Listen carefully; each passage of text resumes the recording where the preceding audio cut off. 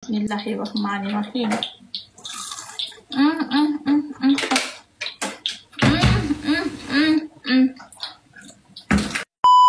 Resepi dia kangkung, ikan bilis, cili, bawang merah. Bawang merah roast dihayang-hayangkan dia dipotong halu-halu, lepas tu tepung sikit, lepas tu air sejuk. Air sejuk yang betul-betul sejuk. So dia akan jadi crispy. Tepung tu.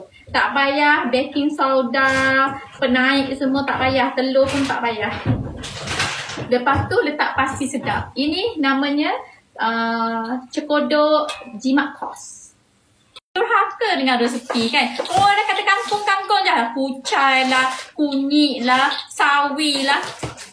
Berkunyit sikit tengok mari pula ada berkunyit. Kau dah kenapa? Orang dah kata kangkung-kangkung je lah. Suka melawan tau.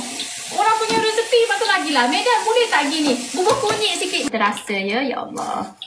Ya Allah. Hai, Bismillahirrahmanirrahim.